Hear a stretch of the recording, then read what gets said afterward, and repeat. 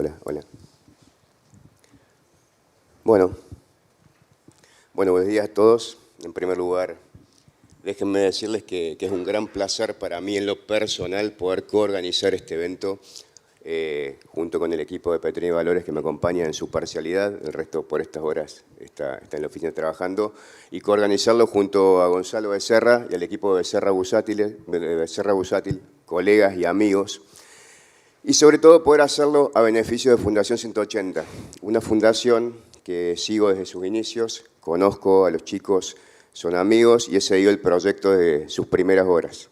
Desde ese momento me involucré a mi manera personal, acompañándolos y siguiéndolos en este proyecto de evitar la deserción estudiantil. Y cuando surgió la posibilidad de organizar este evento, ya más a nivel empresarial, me pareció una buena oportunidad para seguir difundiendo la actividad tan valorable que ellos hacen e intentar sumar a gente que se sume a acompañar este proyecto. Entonces, desde ese punto de vista, la realidad es que es muy gratificante poder hacer esto con gente amiga y con gente que uno se lidia día a día. O así. Entonces, vuelvo a decir, muy contento y muy honrado de poder participar y también es un gran placer para mí, ya desde el punto de vista profesional, poder compartir este espacio, este panel, con tres personas de extensa trayectoria, como acaban de escuchar, y poder conversar un poquito sobre el tema que nos compete, sobre mercados internacionales, sobre la realidad actual de mercados internacionales y sobre lo que pensamos que puede llegar a ocurrir bajo diferentes escenarios. La realidad es que no es común tener a tres personas de tanta trayectoria juntos en un panel, no es común verlos en Argentina juntos, creo que es la primera vez que tenemos un panel de esta altura en Córdoba, así que para mí es un gran honor poder estar moderando y escuchándolos esta mañana. Entrando ya en el tema que nos concierne, mercados internacionales, ustedes saben, hay mucha gente muy entendida acá en el panel, que los mercados se han comportado de manera muy particular este año. Venimos de un contexto de un proceso de subas de tasa de interés en los principales mercados desarrollados muy fuertes, con objetivo de contener la inflación. Estados Unidos hoy en niveles de tasa de interés del 5%, que intentaron contener la inflación que se había disparado a niveles de 8% y ya hoy situándose a niveles de 3-4%. Un año que ha sido muy particular también, porque ha habido diferentes episodios de estrés. Algunos han pasado desapercibidos, otros no tanto, como es el caso de alguna asistencia bancaria que han tenido los principales bancos americanos.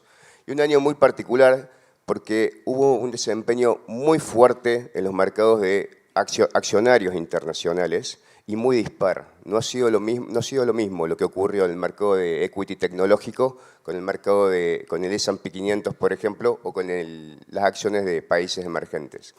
Entonces, en ese sentido, es que ya para entrar a disparar con preguntas a este exquisito panel, te pregunto, Marcos, y entrando un poquito en la economía americana, ¿qué pasó que los pronósticos de los principales analistas, los pronósticos de los principales bancos a inicio de año, que ya dan cuenta de que deberíamos estar en una profunda recesión en Estados Unidos, no se están cumpliendo?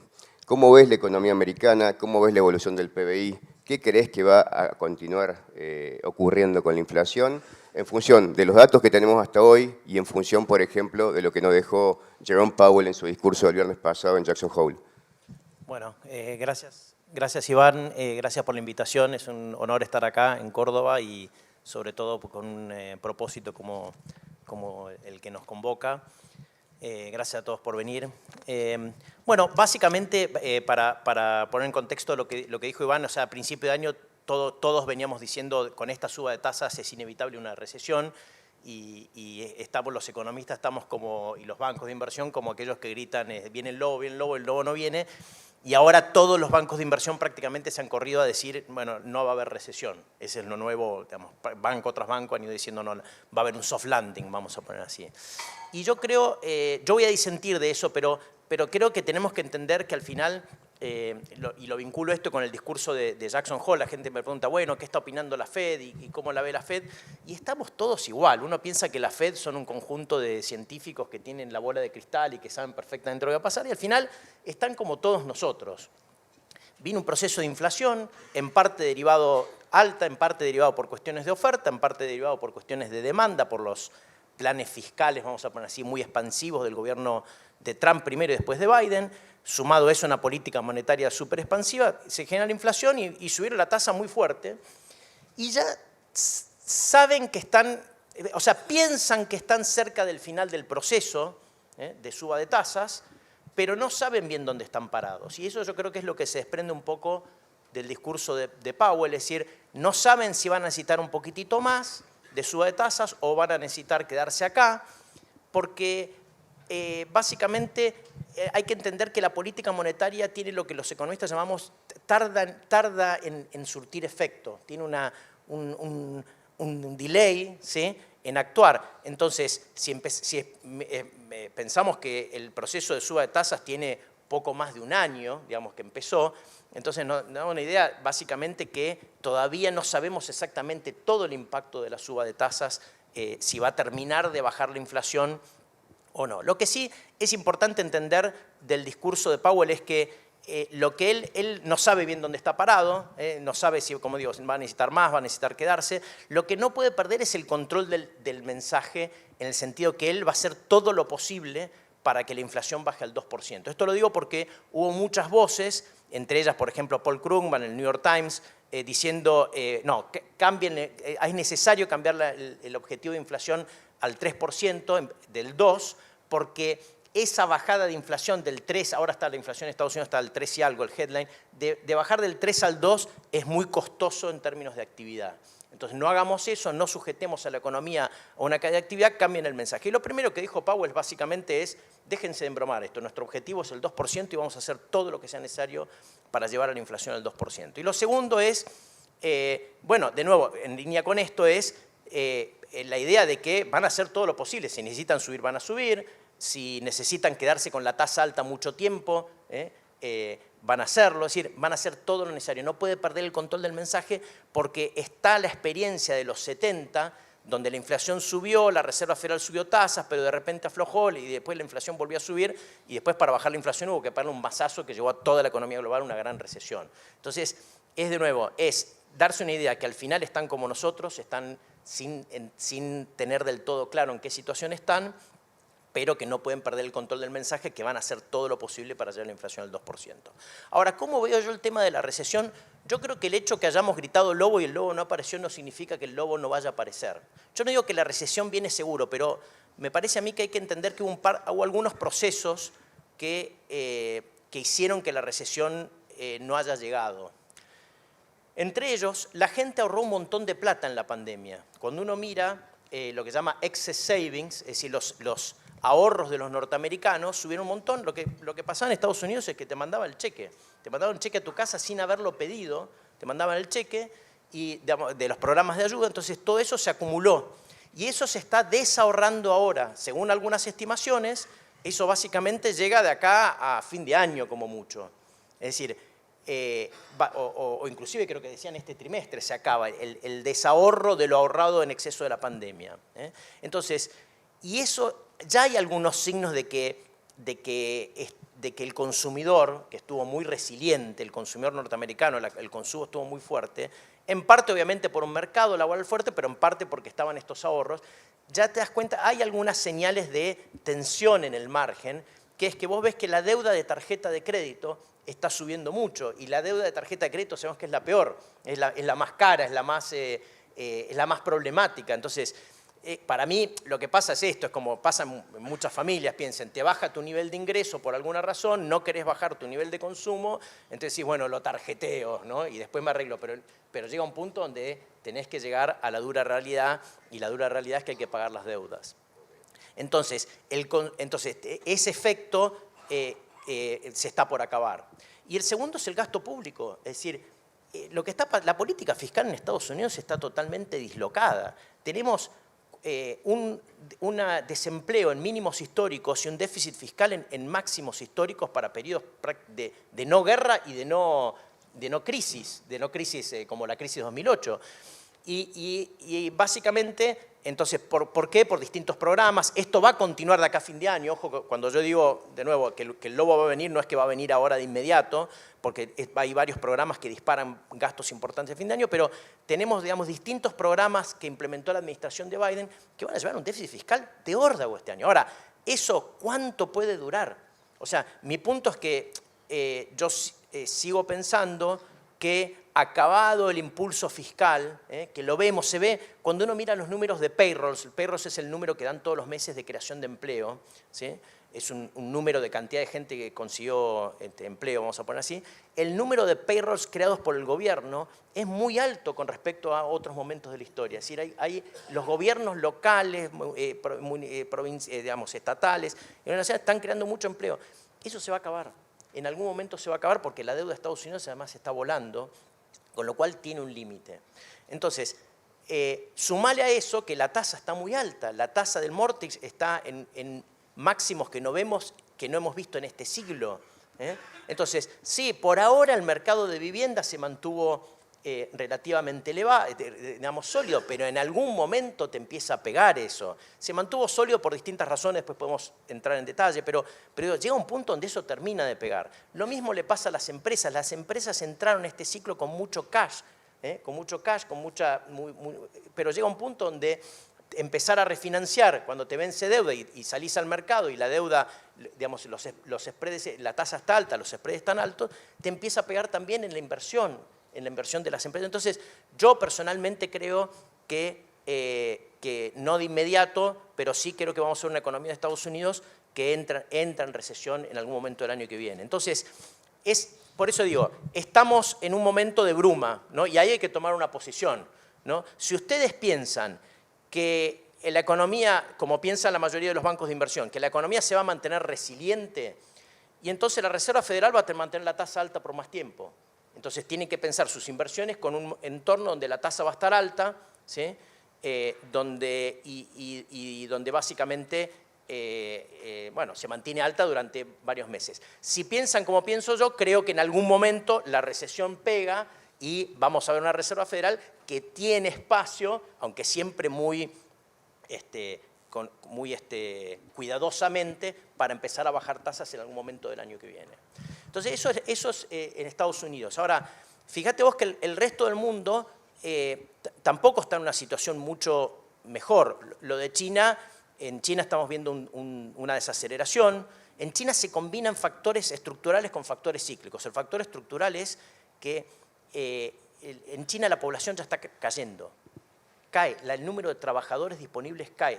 Ese pool de trabajadores baratos que iban del campo a la ciudad y que hacían que China sea la gran fábrica del mundo, ya se terminó por el factor estructural, por el factor, digamos, de lo que llamamos el nearshoring, esa idea de las empresas sacar dejar de usar China como base de producción por los problemas geopolíticos.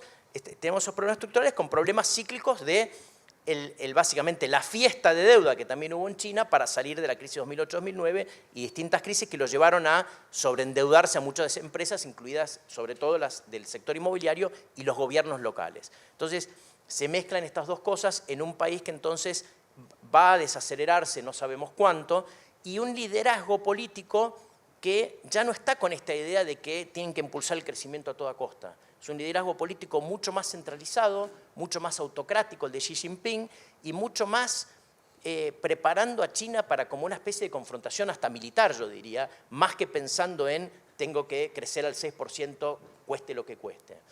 Y esto tiene impacto, y con esto ya termino, con lo que son, digamos, ex Argentina o ex Latinoamérica. Esto tiene impacto en Europa, porque al final Alemania, la máquina, la locomotora de Europa, gran parte de su industria vivió en las últimas 2 décadas, yo diría, de exportar maquinaria a China, sobre todo maquinaria, pero también bienes finales. Entonces uno mira, Alemania, la locomotora de Europa, también está básicamente en un proceso de desaceleración que se ven los indicadores de punta como los PMI, etc. Entonces yo diría, yo veo un mundo que va a una desaceleración, no de una crisis, pero una desaceleración / recesión, y que, digamos, no es el fin del mundo. Eso básicamente lo que va a dar lugar, obviamente, es un cambio del ciclo de política monetaria, etcétera, etcétera, pero me parece que en eso yo personalmente disiento de el call más general que estoy viendo, que es, bueno, gritamos lobo muchas veces, el lobo no vino, no, digamos ahora que no viene el lobo. Okay. El lobo creo que viene. Clarísimo.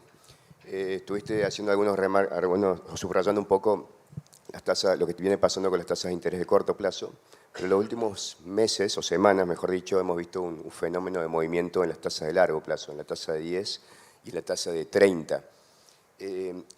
¿Podemos pensar que eso también está asociado a que las expectativas de inflación se van a mantener por más tiempo, Walter? ¿O hay alguna otra explicación que justifique ese movimiento que alteró tanto los mercados este último mes? Bueno, yo tengo una visión similar a Marcos en todo este sentido, de que somos los nabos que miramos atrás la historia de Volcker en los 80, que fue básicamente la desinflación mágica. Y la historia esa, si quieren investigarlo, que básicamente Volcker bajó la tasa anticipadamente en la primera victoria y tuvo que subir una segunda vez. Pero la historia de Volcker es que hay un ratio de sacrificio que tiene que sufrir en la economía para bajar la inflación. Y yo creo que hoy en día tenemos una situación totalmente diferente, que él mencionó, que estamos en un mundo súper endeudado. Y parte del mensaje que recibió Volcker después de bajar la tasa, que no había ganado la pulseada de su credibilidad con el mercado, es que la tasa larga seguía muy alto. Entonces, él volvió con toda la fuerza y bueno, ya es historia como el mejor banquero del Fed en la historia. Y Jerome Powell quiere repetir y ser Volcker de 2023. Pero el sentido de urgencia que tiene Jerome Powell es aún más dramático que Volcker, porque en ese momento la deuda PIB en los Estados Unidos está alrededor de 30-35%. Hoy en día estamos en 106%. Y hay una dinámica que Marcos mencionó, que es el problema de déficit fiscal enorme en los Estados Unidos, que es una confluencia de un gasto que está corriendo un 10-11% anual, que es un montón para una economía como los Estados Unidos, pero también la recaudación está sintiendo los efectos, digamos, de la política monetaria que está afectando la actividad. Está cayendo entre un 10 y 11. Entonces, yo estoy viendo una situación que me preocupa mucho, no quiero asustar a nadie, pero yo estuve en Nueva York manejando dinero en 2011 y 2012 cuando desató la crisis de deuda de Europa. En ese momento, básicamente, muchos de los gobiernos europeos, especialmente los griegos, estaban gastando dinero como marinero borracho, no había un sistema de controlarlos, y en un momento el mercado de deuda dijo, no, ya basta, es que no vamos a financiar esto indefinitivamente, y subieron las tasas enormemente, y entramos en lo que algunos se llaman un doom loop, donde cuando tienes que refinanciar tu deuda, tu gasto de intereses sube muchísimo y básicamente la sostenibilidad de tu deuda se pone en duda. A mi juicio, los Estados Unidos está acercando esta situación porque uno pregunta, en los últimos meses, la inflación bajó un 3.1. Es que no hay una celebración de los economistas en eso. Todos tienen miedo que la inflación va a volver si China vuelve, etcétera, etcétera. Pero parte del problema es que el Tesoro está emitiendo este año $1 trillón extra de bills y notas de Tesoro para financiar este déficit y pagar los intereses que este año dicen que va a llegar a 663 mil millones y el año que viene 745. Entonces, a mi juicio, parte del plan de Jerome Powell es matar de un tiro la inflación ahora, si no, el problema con los bond vigilantes, el mercado de bonos dice, me estás llenando todas las semanas con subastas de bonos, es que tienes que pagar más tasa. Y esa tasa termina erosionando más el déficit fiscal. Pero a ver si entiendo lo que querés transmitir. Es básicamente que el movimiento de suba de tasas, tanto las tasas de 10 como de 30, puede estar más asociado más a una percepción de mayor riesgo por parte del Tesoro americano que a expectativas de inflación. O sea, porque consecuentemente en las últimas semanas hemos visto algunos downgrades por parte de calificadores de riesgo en ese sentido. Por eso es que parte del problema de este análisis es que normalmente Alan Greenspan, otro famoso jefe de Fed, dice, nosotros no tenemos problema para pagar la deuda, vamos a imprimir billetes. Ustedes en esta audiencia saben cómo terminar esa historia. Funcionó muy bien desde 2008 a 2019, QE1, QE2, que Twist, todo esto. Pero ahora el mercado dice, si hablas con alguien en Templeton o BlackRock y decís, te voy a imprimir para pagar, dicen, no. Yo he visto esa película en 2021 cuando bajaron todos los bonos en el mundo. Entonces yo no quiero pintar que un nube negro que vamos a otra crisis, pero si Powell no se mantiene firme y tiene que estar dispuesto a causar una recesión para bajar la inflación, podemos entrar en una situación no similar a Europa, porque los Estados Unidos tienen más credibilidad que Europa como un bloque, pero yo lo veo que parte de la curva larga está diciendo que el gobierno de los Estados Unidos tiene que dejar de gastar. El problema es que nosotros tenemos un presidente, perdón, soy republicano, no soy trumpista, pero Biden es un populista. Tiene que buscar su reelección y yo no he visto nada en ningún discurso que está pensando en bajar el gasto. Y como mencionó Marco también, él lanzó la ley contra inflación, que básicamente es una ley que todas las empresas están gastando un montón para tener renovables, etcétera, etcétera, que también está dejando la economía de los Estados Unidos crecer y al mismo tiempo hay muchas más fábricas que están moviendo a los Estados Unidos en el reshoring que está soportando. Y hay un tercer problema que tiene Powell. Hay mucha gente rica en los Estados Unidos que tenían depósitos en los bancos a cero por 10 años. Tengo todos estos ahorros, son mis ahorros contra una guerra nuclear. Ahora, este señor pasa eso, un money market, está recibiendo 5.2% anual. Ponele que tiene un palito. Esos son $50,000 más que el rico tiene para gastar, no sé, en Miami, viajando. Y eso también está apoyando. Entonces, nosotros tenemos una economía bifurcada, donde el rico está de fiesta, porque sus ahorros rinden algo, y el pobre que está endeudado y la tasa sube. Entonces, es una situación muy difícil para Powell. Para mí, tiene que seguir fuerte, no porque creo que la inflación no baja. Yo creo que está bajando, hay muchas señales de esto. El problema es que si él no hace en los próximos 6 meses, matando al vampiro, el miedo del mercado de bonos sobre la insostenibilidad de la deuda de los Estados Unidos puede volver. Es un gran debate. Hay gente que cree que, bueno, imprimimos, no hay problema. Pero yo creo que estamos llegando a un déficit fiscal en los Estados Unidos que está afectando realmente la capacidad de refinanciar como estamos refinanciando este año. Y si proyectamos, es que ya hay proyecciones que la deuda de PIB va a ir a 130% en 5 años y en 20 años no quieren saber el número porque te asusta.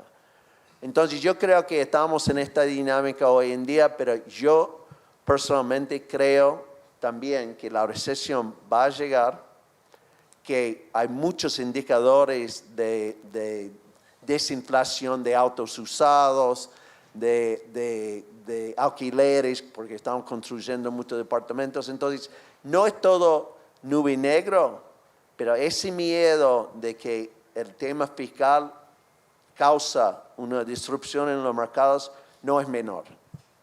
Sigo, Walter, y continuando con estos nubarrones que mencionas, me viene perdón, pero estoy un poco engripado.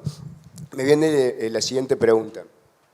¿Por qué todavía no hemos visto una mayor cantidad de cosas rotas, vamos a decirlo por algún sentido? Tuvimos una crisis bancaria que fue bien contenida En el sector de real estate vimos algunos incipientes efectos, sobre todo en commercial real estate, pero ¿dónde más crees que puede venir el próximo episodio conflictivo?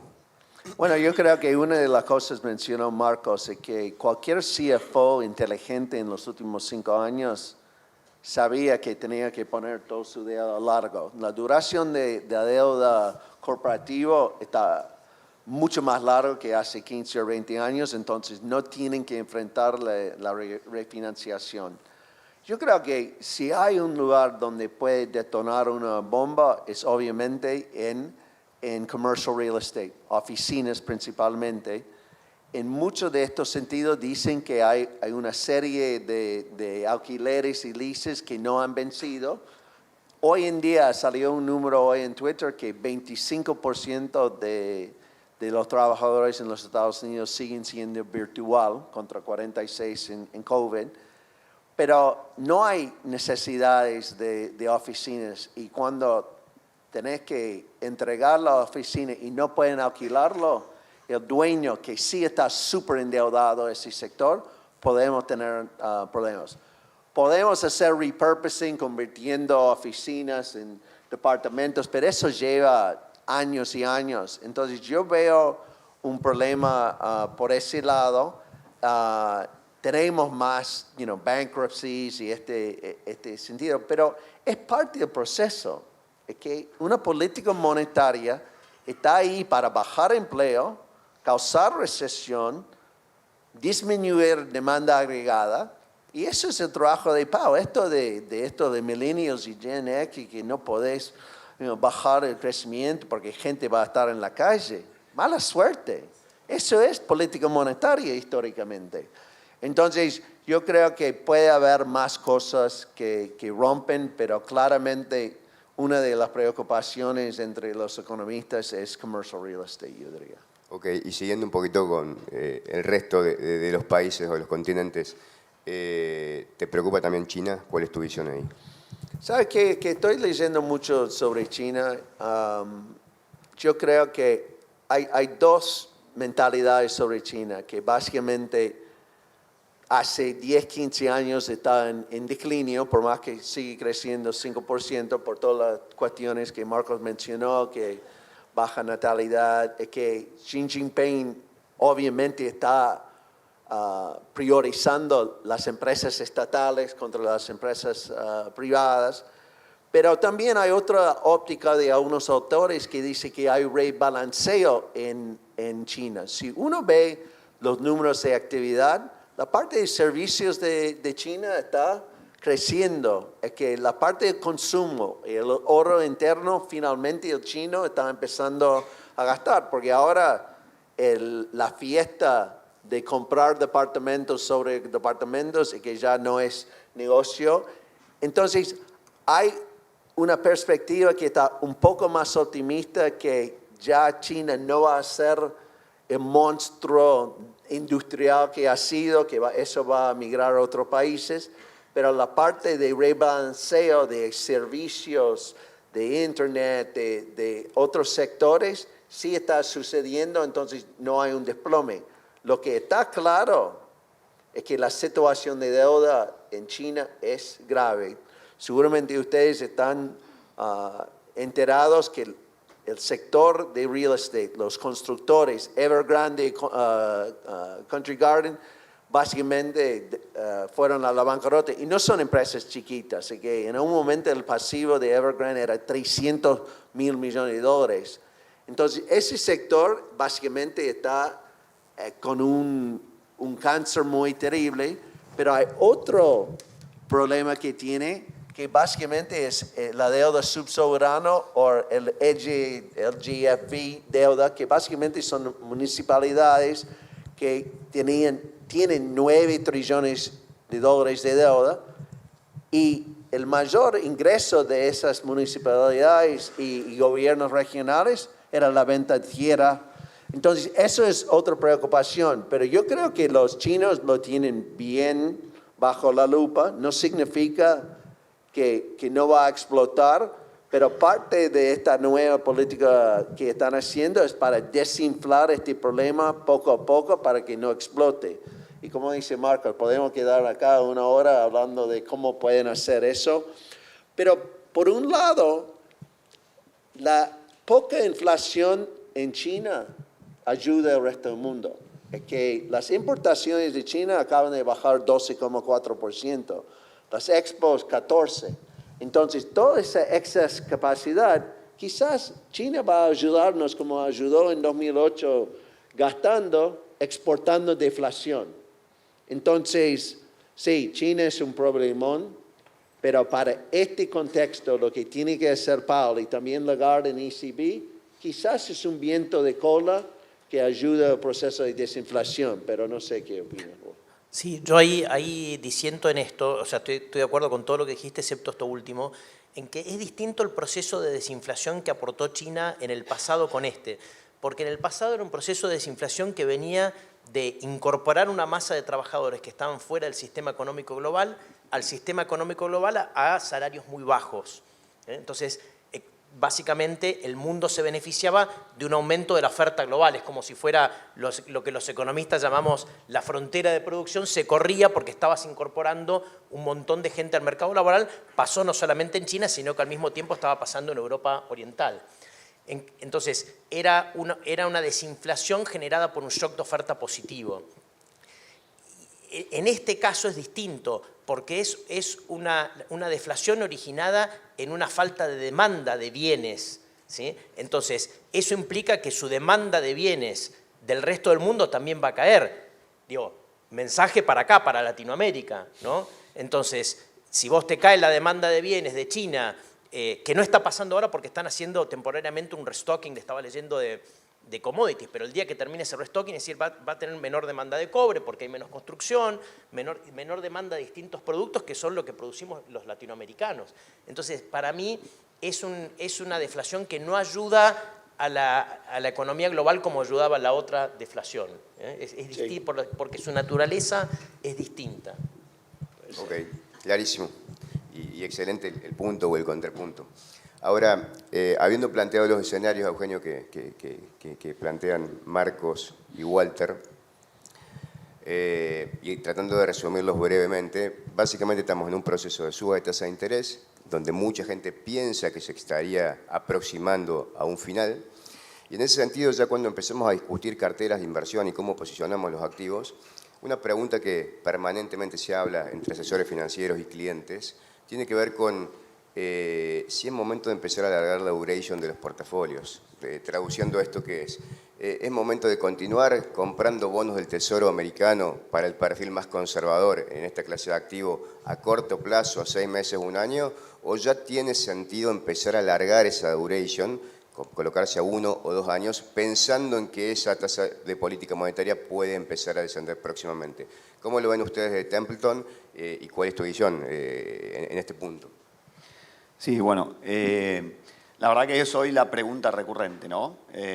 Teniendo a la Reserva Federal actuando de forma muy activa y agresiva, la Reserva Federal trabaja sobre la parte corta de la curva y las expectativas del mercado se terminan volcando en la parte larga.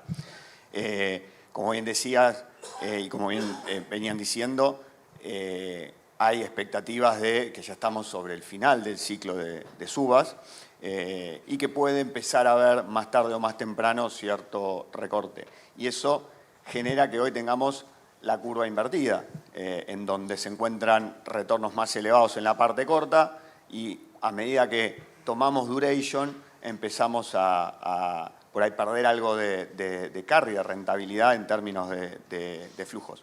Pero ahí entra el concepto de duration, ¿no? De duración como sensibilidad a los movimientos de la tasa. Y déjame ir acá 2 años hacia atrás, en donde, si nos vamos 2 años hacia atrás, no teníamos tasa prácticamente, donde un crédito investment grade rendía 2% y hoy está rindiendo 6%, donde un crédito de alto rendimiento rendía 4, 5 a lo sumo y hoy rinde 9.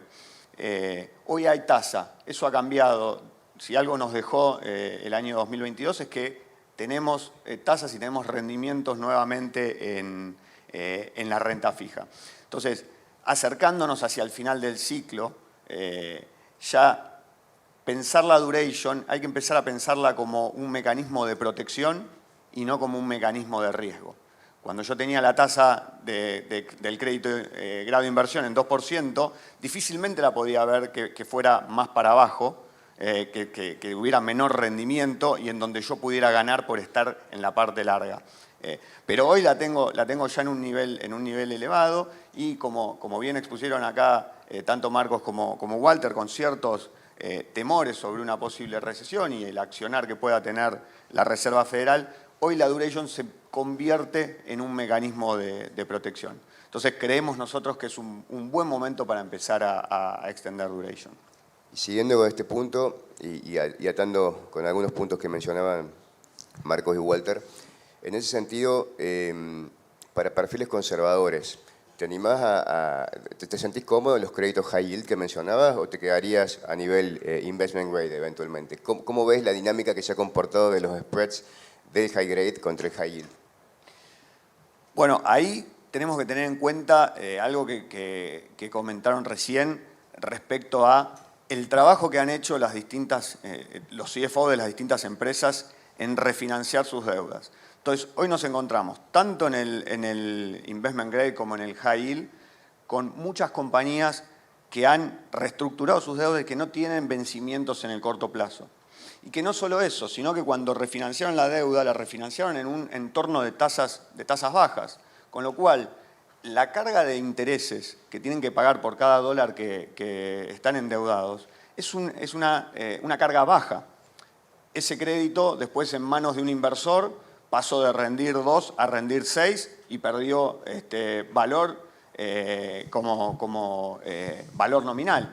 Pero esa pérdida de valor en el precio la sufrieron los inversores, quedó en manos de los inversores. De cara a las empresas, el nivel de interés que tienen que pagar por cada dólar que deben es bajo.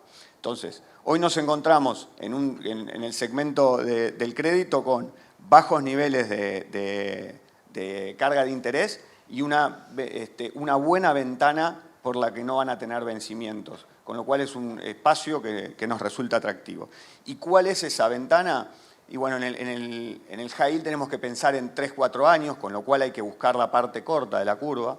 Y en un investment grade podemos pensar en hasta 5 o 6 años. Ese es el entorno donde hoy encontramos atractivos siendo selectivos en la parte de crédito. Ok, te subrayo una frase que está bueno que no pase desapercibida, pero Eugenio acaba de decir, hoy hay tasa. Entonces me dispara una segunda pregunta. Si hoy hay tasa, ¿tiene sentido que discutamos y pasemos tiempo estudiando el segmento de renta variable, dado los niveles de evaluación que tienen hoy, después del tremendo rally de este año? Bueno, vamos a ponerlo de esta forma. Si teníamos esta misma charla en diciembre del año pasado o en enero de este año, íbamos a estar teniendo una conversación parecida. Y íbamos a estar diciendo que encontrábamos mucho valor en la renta fija.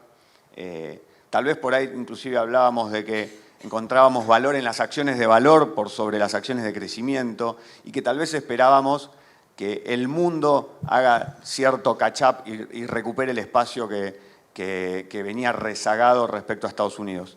Y en estos meses pasó todo lo opuesto. Las acciones se comportaron mejor que la renta fija. Las acciones fueron impulsadas por las acciones de crecimiento que se comportaron tremendamente mejor que las acciones de valor. Y Estados Unidos mantuvo esa diferencia con respecto al resto del mundo. Y esto me parece que refleja la importancia del asset allocation y la importancia de tener una cartera diversificada, de tener una asignación estratégica a cada uno de los activos. Obviamente dependerá del perfil de inversión de cada uno, qué nivel de exposición puede tener uno a un segmento u a otro. Pero sin dudas creo que el mercado de acciones, aún en un entorno con posibilidad de recesión, donde obviamente nos lleva a pensar en un portafolio más defensivo, es algo que hay que considerar. Ok, Walter, vuelvo a vos. yo te sigo desde tus inicios y sé que arrancaste tu carrera siendo analista de acciones, de equity, ¿no es cierto? Sí. Entonces, y ahí un poco para entrar con temas más, vamos a decir, más populares, te pregunto, ¿cómo explicamos la tremenda suba de acciones de las 7 magníficas o estas acciones tecnológicas? ¿Es sustentable la evaluación que hoy tienen? Y entendiendo por las 7 magníficas, para el que no está muy en tema, a Apple, Amazon, Microsoft, Nvidia y más. ¿A dónde radica la justificación de tal brutal aumento de la evaluación? Bueno, yo creo que el primer impulso vino porque el mercado estaba celebrando la baja de la inflación de primero 9 a 4 a 3, entonces son considerados activos de alta duración, entonces si haces un flujo de caja largo, si piensan que la tasa es larga y que suben. También yo creo que es una forma también defensiva de los portfolio managers cuando no sabes qué hacer, hay que hacer un benchmarking y la ponderación de estas acciones tan altos, pero no podemos evitar la nueva onda que es Artificial Intelligence. Entonces Microsoft es líder en eso, que Nvidia tiene un PE de Infinity y Beyond, y obviamente AI es algo que dio impulso a este grupito. Es muy difícil, yo tengo la sensación que todavía hay demasiado dinero dando vueltas en el mundo. Tenemos que recordar, y uso una palabra de una colega mío, que todos los pibitos que empezaron a enviar acciones en sus casas con Robinhood, etcétera, etcétera. Entonces el nivel de actividad de individuos y también de opciones de muy corto plazo no tiene historia. Entonces, pero yo, siendo un inversor en acciones toda mi vida, yo no puedo justificar el PE de Nvidia, pero el tipo que sí creyó ha ganado 250% este año. Entonces, yo creo que acciones siempre va a haber un momento, y si uno cree que Jerome Powell finalmente va a ganar la pulseada, entonces crecimiento vuelve y hay mucho valor, pero es un tema de stock picking, etcétera, etcétera. Pero a ese terreno los quería llevar. Cuando Walter dice AI, estamos hablando de inteligencia artificial, y es el argumento que hoy se está usando para justificar la excesiva evaluación que tienen compañías tecnológicas.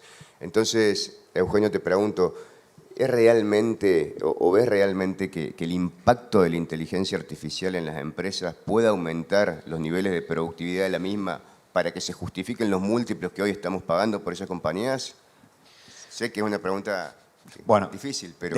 Déjame primero comentar que nosotros tenemos nuestra casa matriz en San Mateo, que es una localidad al sur de San Francisco, en pleno Silicon Valley, con lo cual estamos en pleno contacto con el mundo tecnológico y el mundo de innovación. Tenemos una incubadora propia en nuestro campus e interactuamos continuamente con todo el entorno de tecnología. Y comento esto porque no es lo mismo estar en Nueva York, tomarse un avión para ir a tener una conversación con el CFO de una compañía, el CEO de otra compañía y volverme, que estar ahí todo el tiempo y poder conocer lo que está pasando, ¿no?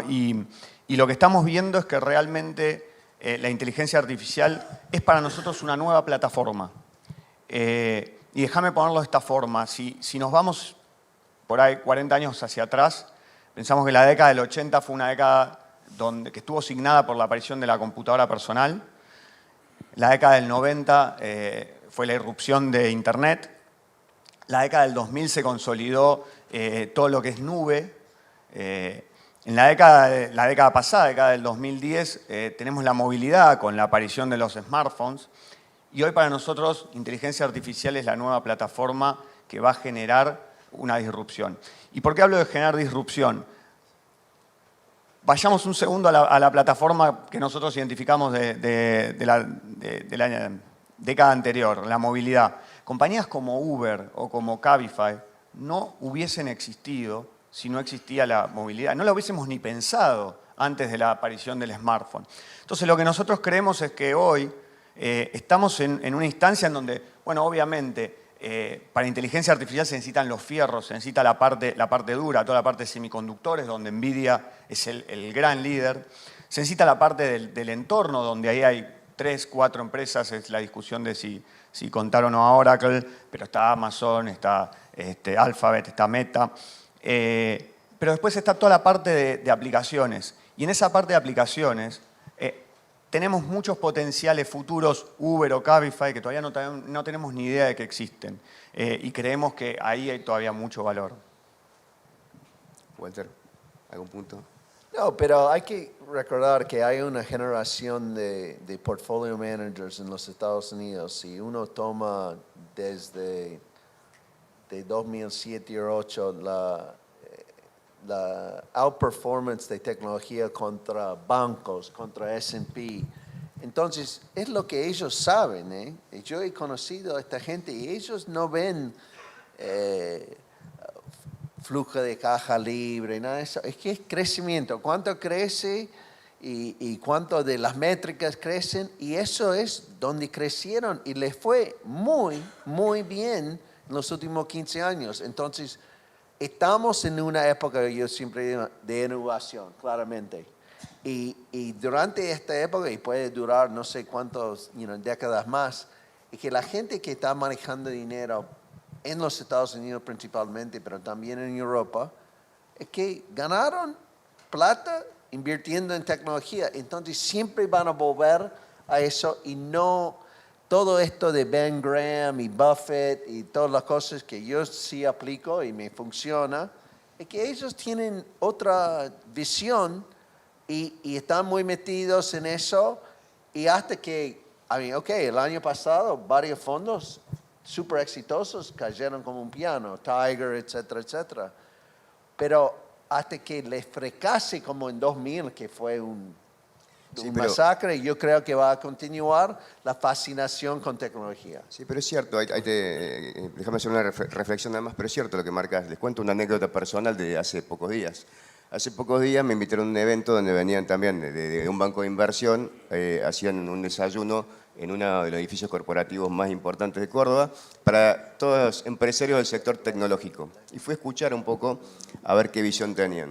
Y lo que me llamó la atención fue una de las preguntas de los asistentes que venía en esta línea, Marcos, perdón, que quiero que me ayudes a reflexionar esto. Decía que estaba en este desayuno y hablaba gente de JP Morgan para un grupo de empresarios tecnológicos. Y cuando estaba terminando el evento, uno de los asistentes, que venía escuchando atentamente este proceso de suba de tasas de interés y demás, dice, pero bueno, ¿cuándo volvemos a la normalidad? Y pensemos que ese auditorio eran 50 personas de unos 40 y tantos años a 50 años, donde percibían la normalidad como un proceso o como un periodo de tasas de interés reales negativas, que fueron los últimos 2 años, donde todos estos emprendedores tecnológicos tuvieron mucha actividad de fusiones, adquisiciones, de rondas, de series y de emisión. Entonces a mí me llamó la atención porque la pregunta fue, ¿y cuándo volvemos a la normalidad? Y yo interrumpí, atentamente estaba escuchando esto y digo, bueno, pero la normalidad no son tasas de interés reales negativas a lo largo de la historia de la vida de los países desarrollados, ¿o sí? Bueno, te lo voy a responder con una anécdota, pero para poner en contexto, lo que hay que entender que al final el valor de una acción es el valor descontado, con lo cual depende del flujo de fondos y la tasa de descuento, ¿no? Entonces, el flujo de fondos, estamos todos excitados con lo que viene con Artificial Intelligence, y yo creo que puede llegar a ser, tiene gran capacidad de ser the next big thing. Entonces, está el potencial. Ahora, vamos a la tasa de descuento y te respondo con una anécdota. Yo estaba haciendo mi doctorado en Economía en la Universidad de Pensilvania y fui a hacer un summer internship a Goldman Sachs, ¿no? Y me metían en todas las mismas actividades que metían a los MBA que estaban haciendo el summer internship. Entonces iba a cosas que para mí eran un mundo nuevo. Imagínense, cuando uno está en el doctorado, está haciendo ecuaciones y resolviendo modelos. Y de repente me llama y dice, bueno, ahora vamos a un auditorio como este, a una reunión con, creo, ya estoy viejo, pero se llamaba, creo que Meredith, era la gran analista de acciones, la estrella del momento del mercado accionario. Estoy hablando del año 99 esto, ¿no? Entre el 99 y el 2000. Gran estrella. Y todo el resto, yo veía que el resto de la gente que estaba conmigo estaba como si fuera a ver a Mick Jagger, ¿no? Yo ni la conocía, pero el resto era como Mick Jagger. Ya me voy a acordar el nombre. Y la cuestión es que nos ponemos en auditorio y ella dice, bueno, yo les voy a decir por qué básicamente yo estoy tan optimista con el mercado accionario y por qué que le ha ido muy bien, obviamente eso es lo que le había convertido en una estrella. Y dijo, es muy simple, y se los voy a resumir, por supuesto, ella hizo todo un speech para florecer este video, pero dijo, viene un largo periodo de tasas bajas en el mundo. Y el call de ella era que la tasa de descuento con el cual descontaba el flujo de fondo iba a bajar por muchos años y eso es lo que justificaba evaluaciones más altas. Me impresionó mucho. Entonces, yo creo que lo que está en cuestión ahora, dado todo lo que hablamos de la política fiscal, de un cambio estructural que hay en el mundo, es si la tasa, esto es un gran debate que hay entre los economistas, si las tasas, una vez que la inflación baje, vamos a poner así, si las tasas largas van a volver al periodo anterior o se van a quedar más altas. Yo creo que para ver si uno está muy optimista, sigue muy optimista con el mercado accionario, más allá de lo que pase con el numerador, con el flujo de fondos, tiene que tener un view sobre la tasa de descuento. Yo personalmente creo que vamos a ir a un mundo de tasas más altas, digamos, permanente, no digo súper altas, porque los problemas de deuda están llegando a un límite. Tiene un límite que antes no lo hiteamos y ahora lo estamos hiteando. Pero básicamente me parece al final, sobre todo con estas empresas de alto crecimiento, donde es mucho flujo de fondo futuro el que estás descontado, no flujo de fondo inmediato, el rol que uno le dé a la tasa de descuento es muy importante y yo personalmente creo que no vamos a volver a un mundo de tasas reales negativas. Y eso, aprovecho, si puedo hacer yo una pregunta, yo tengo un view, pero le quería preguntar a Eugenio, venimos de tasas de tips negativas durante muchos años y ahora están positivas, ¿no? ¿Estarías invertido en tips o los bonos protegidos por inflación? Si ¿les gustan o no les gustan? Sí, los tips bueno, son un poco engañosos porque generalmente van vinculados a la expectativa de inflación y mucho inversor invierte en función de la inflación que ya tiene. Claro. Entonces, muchas veces uno queda descolocado con el tip. A mí me parece ya hoy que con la inflación bajando, ya hoy uno tiene que buscar anclar estas tasas nominales. Entonces, cuando hablamos de ir más largos, creemos que hoy es interesante anclar tasas nominales. Y recién cuando hablábamos y decía, bueno, el sector del crédito es atractivo y el sector corto es atractivo. Y entonces la pregunta puede ser, bueno, me estás diciendo que encontrás valor en el sector del crédito, que encontrás en la parte corta, pero me decís extendamos duration. ¿Cómo extendemos duration? Y ahí, por ejemplo, lo que estamos haciendo nosotros es, usando la parte de crédito de la parte corta y media y extendiendo duration a través de treasuries y German bonds, que son los bonos de Alemania, que inclusive lo podemos hacer a través de derivados, que es algo que podemos manejarlo de forma más fácil para armar y desarmar. Y de esa forma, tener una cartera donde podamos ir a buscar las tasas a la zona que más nos gusta de la curva, en la parte de crédito, y ganar la protección de la duración a través de la tasa libre de riesgo. Perfecto. Volvemos un poquito a la macro. Y entiendo que hubo algunos episodios también, o algunas acciones por parte del Banco Central de Japón, no tan alineado con los demás bancos centrales. Walter, ¿podés un poquito explicarte en ese punto? Bueno, existe una política que se llama Yield Curve Control, que básicamente vos capeás la tasa de interés que estás dispuesto a pagar al mercado y Japón hizo esto por muchísimos años. El problema con todos los países en el mundo después de 2020, con el bombeo fiscal, el bombeo monetario, también en Japón, básicamente el mercado empezó a sentirse un poco incómodo de recibir 0,25. Pero hay que recordar que también es uno de los mercados de renta fija más profundos en el mundo y hay actores que ganan rompiendo este tipo de esquemas Y lo que ha pasado es que el tipo de cambio de Japón ha devaluado muchísimo. Este año es 10,5%, pero que cuando viste en la historia ver el yen en 145 pesos, que es sumamente inflacionario. Entonces, hay un cambio de mentalidad que ese sistema, cuando tenés... Porque hay vínculos entre la curva de Europa, curva de los Estados Unidos y los JGBs, y esa interconexión se rompía y básicamente el BOJ tiene que entrar en un proceso lentamente de desarmar yield curve control. Y han podido, dado que la mayoría de los bonos, los tenedores son bancos y individuos y el BOJ, es que hay tenedores de JGBs en el resto del mundo, pero no ha hecho un crack terrible como todos esperaban, porque ellos, como los chinos, un poco controlan ese ecosistema, pero el proceso de transmisión ha sido la moneda. Y al final de las cuentas es que Japón está creciendo relativamente bien ahora, es que les ayuda a competir con los chinos en tecnología, entonces yo no veo un gran drama hasta ahora porque no han podido, todos pensaron que iba a romper como rompió algunas cuestiones en Inglaterra, etcétera, etcétera. Una pequeña nota, estando de acuerdo con todo lo que dice, que hay que tener, lo único que yo tendría cuidado es con exposición a monedas como la del peso mexicano, porque muchos carry trades piensen que el Banco Central de México, como todos los bancos centrales de Latinoamérica, es una gran tarea en bajar la inflación subiendo tasas.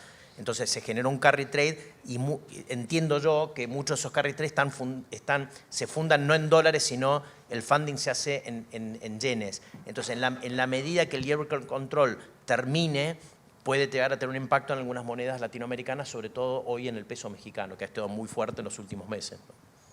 Clarísimo. Bueno, justo Leticia me proponía así que nos parecía abrir una serie de preguntas por si hay gente especializada en el auditorio que quiera participar con alguna pregunta. Yo sigo con vos, Marcos, que además de economista haces mucho análisis político también y geopolítico, te voy a meter en el ámbito de la geopolítica. La última novedad, la novedad más reciente, sin querer entrar en Argentina, que va a ser tema del próximo panel, pero es un tema de geopolítica en el mundo, de BRICS, pero enfocado desde la parte de la desdolarización del mundo. ¿Cómo ves ese proceso? ¿Es un proceso rápido? ¿Es un proceso que vamos a ver en 1 o 2 años? ¿Qué comentarios tenés en ese sentido? A ver, creo que no va a triunfar, pero sí veo que es parte de un proceso donde el mundo, no voy a decir que se está fragmentando, pero más o menos. Es decir, es un mundo donde Estados Unidos busca cada vez lo que llaman nearshoring, Europa lo mismo, y por otro lado, China básicamente tiene una ambición de que su moneda, digamos, más genéricamente, una mayor ambición geopolítica global, y como parte de ese proceso tiene varias iniciativas. Uno es lo que se llama la Ruta de la Seda, donde básicamente tiene inversiones por cientos de miles de millones de dólares en el mundo. Piensen que hoy China es el acreedor más grande del mundo, es más grande que el Banco Mundial y el Fondo Monetario combinados, ¿no? Y parte de ese proceso de internacionalización es todos estos swaps que hace con los bancos centrales, como el que escuchamos a diario acá. Entonces, y el intento de desdolarizar la economía. Entonces, puede llegar a pasar en un mundo más fragmentado, donde una parte del comercio se haga en otra moneda, los yuanes, pero básicamente me parece que al final el yuan hoy por hoy no va a ser una competencia sólida para el dólar, porque al final es una moneda que no, es una moneda básicamente que no aspira a tener una convertibilidad plena como la que tiene el dólar. La movilidad de capitales en China está restringida, es decir, no tiene ciertas características, me parece a mí, que el dólar sigue preservando, y por lo tanto creo que por más que pueda tener un éxito parcial en ese segmento del comercio que se va a ir hacia el sector más de China y su entorno, me parece que al final el dólar va a seguir siendo usado por mucho tiempo como moneda del comercio y moneda de ahorro, ¿no? Bueno, y como parte de los BRICS, y de nuevo sin entrar en Argentina, pero otro de los participantes relevantes del BRICS es Brasil. Entonces, no hablamos de Brasil. ¿Cómo pensás que Brasil puede jugar ese partido? Bueno, Brasil, Lula con la experiencia de gobierno que tiene Lula, si lo pensamos en el contexto de los otros dirigentes de izquierda que han llegado al poder en la región, Lula fue el más pragmático de todos, ¿no? Y básicamente yo creo que eso se está viendo en lo relativamente bien que le está yendo la economía de Brasil cuando uno lo compara con lo que pasa en Colombia, lo que pasa en Perú, lo que pasa en Chile, ¿no? Para no meterme con Argentina. Y básicamente ese pragmatismo de Lula es, él tiene un discurso para la tribuna, y el discurso para la tribuna es que él habla de Rusia y de comerciar en yuanes y no en dólares, y todo ese discurso, pero su agenda doméstica, él no tiene mayoría en el Congreso, la negocia con lo que llama el Centrado, ese conjunto de partidos de centro, que a cambio, no voy a decir de corrupción, pero sí de plata para sus distritos, para lo que llama pork barrel en inglés, le hacen aprobar leyes. Pero esa agenda doméstica es una agenda bastante buena. Es decir, por más que intentaron, hubo mucho lío con el tema del cambio de la meta de inflación, terminaron no cambiando la meta de inflación, eso fue muy importante. Aprobaron esta semana, terminaron de aprobar la ley, digamos, de techo fiscal, vamos a poner así, una ley que regula cuánto puede crecer el gasto público. No es la mejor ley, digamos, no soluciona el problema fiscal de Brasil, pero por lo menos es algo, es un paso adelante. Y la tercera reforma, que es la que se está discutiendo ahora, es una gran reforma fiscal, donde básicamente la idea es consolidar 5 impuestos en 2, que es básicamente un tema de simplificación tributaria muy importante. Entonces, cuando uno compara la agenda internacional, es para la tribuna, la agenda doméstica es una agenda mucho más pragmática, positiva, te diría yo, y eso es lo que hace que Brasil, que empezó el consenso con una tasa de crecimiento cercana al 1 esperada para este año, va a estar, en este momento está cerca de 3 puntos, obviamente en gran parte porque tuvieron un cosechón los brasileros que les tiró mucho el PBI de primer semestre, pero básicamente yo te diría, lo veo en un proceso con un presidente que resulta mucho más pragmático de lo que la mayoría de nosotros cuando leyendo los diarios ve, porque él lo que vemos es sus discursos de política internacional, y un banco central que hizo su trabajo muy bien hecho, que podría haber empezado a bajar tasas antes de lo que empezó, si no fuera por todo este ruido que hubo alrededor de la meta monetaria, pero solucionado el tema de la meta monetaria, solucionado entre comillas, porque no está solucionado, pero avanzado el tema fiscal, está en un proceso de baja de tasas que va a ser un proceso, digamos, muy fuerte, o sea, diría con un banco central que es bastante ortodoxo, pero que va a seguir bajando tasas de 50 puntos básicos, 50 puntos básicos, con lo cual básicamente los activos de Brasil obviamente se han beneficiado de este proceso de básicamente de expectativa de relajamiento monetario importante, con expectativas de inflación que están a la baja y con una inflación que sigue a la baja. Bueno, subrayo acá otro tema. Brasil baja la tasa y Walter va a la pregunta para vos. Si baja la tasa, ¿hay que comprar acciones brasileras? O sea, ¿te gusta el mercado de equity brasileño o no es suficiente? Sí, I mean, o es una condición yo necesaria, estoy pero no es totalmente suficiente. de acuerdo aún. con eso. Lula tiene ese tete a tete con el Banco Central, que el último problema que tiene ahora, que más o menos está resuelto la cuestión fiscal, que el Banco Central tenía dudas sobre sus intenciones, porque el superávit primario que dejó Guedes fue 2.4 de PBI, ahora está menos como 24, pero él tiene que sincerar los precios de combustibles que estuvieron 46% abajo de paridad internacional en gasolina y 31% en diésel, aumentaron algo, pero parte del Banco Central tiene miedo de inflación suprimida de eso. Entonces, si hacen un tregua ahí, pero como dijo Marcos, está dentro de todo un déficit primario balanceado, un superávit comercial sin China bombando en 65 mil millones de dólares. Un proceso de desinflación que puede decir, bueno, ok, pero bajó de 12 a 3 y ahora está en 4.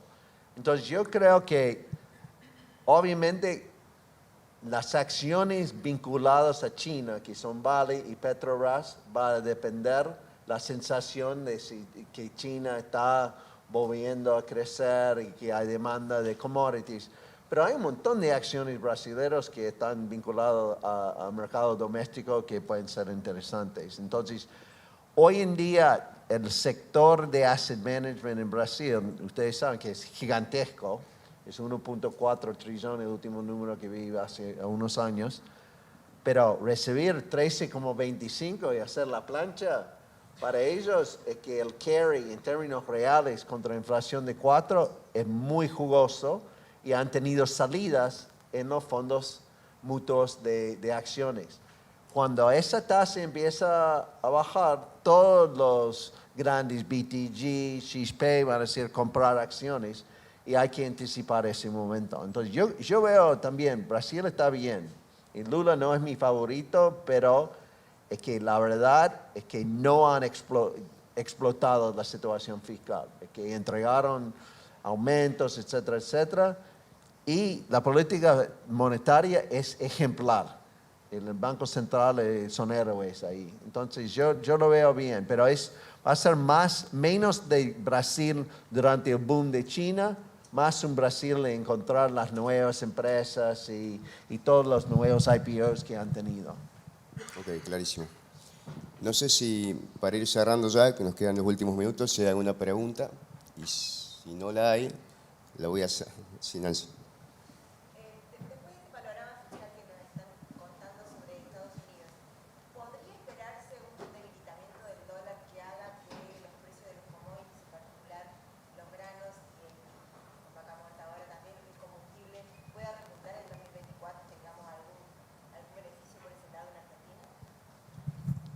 Para mí eso solamente en el caso que tengamos razón nosotros en el sentido que viene una recesión y que la Reserva Federal baje tasa. Yo, en un contexto donde la tasa sigue alta y con una economía global desacelerándose, no le veo mucho camino para arriba a los commodities, la verdad. Ahora, si se da la combinación de una economía desacelerándose pero tasas bajando, eso que podría debilitar el dólar puede jugar a favor de los commodities.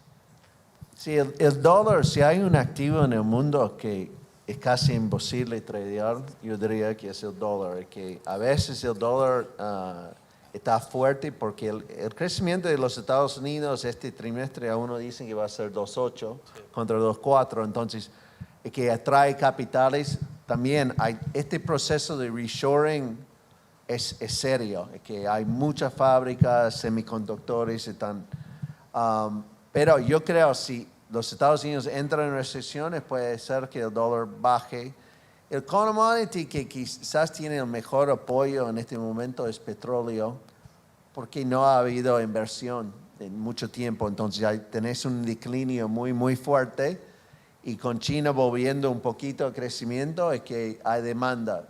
Y también los Estados Unidos teóricamente tienen que rellenar el Strategic Petroleum Reserve. Entonces, pero yo estoy de acuerdo, si China no vuelve con toda la fuerza de antes y si economía está básicamente cambiando más a servicios, ¿por qué cobre tiene que ir a las nubes? ¿Por qué la mina de hierro, etcétera, etcétera? Entonces, yo creo que va a ser una mezcla de toda esa situación. Pero personalmente, yo soy gran fanático de vaca muerta y que hablo con todas las empresas del sector. Y yo creo que, como me dijo un CEO de una de las empresas de petróleo ayer en Buenos Aires, the time is now. Tienen que hacerlo ya. Si no lo explotan en estos próximos 4 o 5 años, quizás pierden el tren.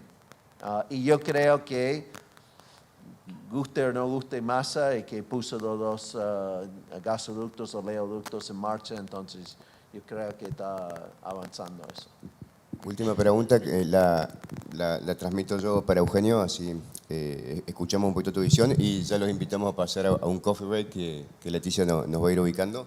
Pero Eugenio, hago yo esta pregunta porque pensé que se iba a levantar pues, desde el público, pues son dos temas que siempre surgen en reuniones y son más preguntas que tienen que ver con ejes temáticos de inversión. Entonces quería preguntarte para una firma como Templeton, ¿cómo ven todo lo que es, en línea con el petróleo, el campo de la energía eléctrica eventualmente y cómo hay que invertir esa clase de activo eventualmente? Y la otra pregunta que nace siempre al final de cada reunión es cómo ven, desde una óptica de la firma de ustedes, la inversión en el universo de criptomonedas, del cual en lo personal yo me he declarado varias veces bastante incrédulo o escéptico, pero sé que hay muchas firmas que ya están teniendo alguna visión un poco más contundente en ese sentido.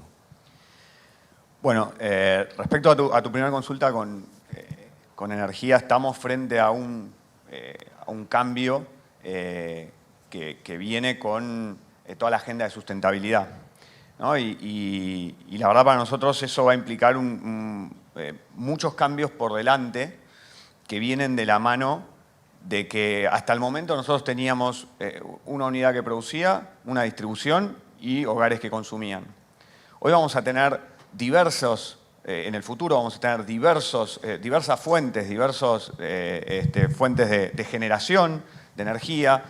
Cada uno requerirá su propia distribución y después hogares que no solo van a estar consumiendo, sino van a estar generando, van a estar autoabasteciéndose y van a estar devolviendo a la red. Con lo cual, todo eso genera un cambio muy fuerte.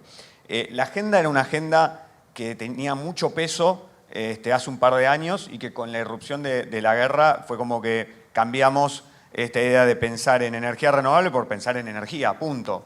Sobre todo Europa, ¿no? Que era quien tenía más la bandera levantada. Pero sin dudas es un tema para nosotros por ahí las próximas 2 décadas. Ahora, dicho esto, si pensamos en el petróleo todavía está lejos de estar muerto, ¿no? Porque vamos por ahí a lo que es más notorio, que es la industria automotor, en donde vemos cada vez tasas de crecimiento más altas en lo que es autos eléctricos o de distintas fuentes, pero la base es muy chica. Todavía la producción grande sigue siendo en automóviles de consumo de combustible tradicional. Creemos todavía que faltan algunos años para llegar a ver el pico en lo que es la plaza de automóviles tradicionales. Y cito automóviles porque es lo más común y lo que vemos por ahí con mayor penetración. Es algo que es algo que va a llevar tiempo y es algo que va a estar durante mucho tiempo interactuando lo actual con el futuro. Y creo que acá tiene que ver con lo que decía Walter de vaca muerta, es ahora porque en un futuro no tenemos bien en claro qué peso va a tener. Y con respecto a criptomonedas, la verdad nosotros no estamos tan enfocados en las criptomonedas, sí en toda la tecnología que está detrás en blockchain, a tal punto que nosotros, después de un trabajo de 2 años de la mano de la SEC en Estados Unidos, del regulador de Estados Unidos, pudimos lograr tener el primer fondo mutuo que se puede operar a través de criptomonedas. Fue un trabajo tremendo, súper arduo, 2 años de desarrollo, pero creo que estamos abriendo puertas para que en el futuro muchas compañías puedan hacerlo. Nosotros lo hicimos con nuestro money market doméstico en Estados Unidos porque es un fondo muy transaccional y en donde es un fondo que haber trabajado en la parte operacional con la tecnología de blockchain nos permitió modificar nuestro costo de transacción, que era de $1 por transacción, poder llevarlo a que con $2 hacemos 50.000 transacciones. Ese es el nivel de productividad que nos está hoy ofreciendo la tecnología de blockchain. Clarísimo. Bueno, para ser respetuoso con el tiempo, creo que estamos perfectos en ese sentido. La verdad que agradecerles a los 3 por haberse acercado a Córdoba, por haberse acercado a compartir este panel de cara a este evento de beneficio de Fundación 180, y creo que hemos cubierto los principales ejes temáticos que hoy se discuten con inversores de diferente tipo, así que esperamos haya sido de su interés. ¿Vos nos indicás, Leti, cómo seguimos? Bueno, muchísimas gracias por tan rica exposición. Bueno, ahora vamos afuera al coffee break, que es hasta las 11 horas, y a las 11 volvemos para escuchar el segundo panel y luego, bueno, el cierre que estará a cargo del intendente de la ciudad de Córdoba. Así que, bueno, les agradecemos, le damos un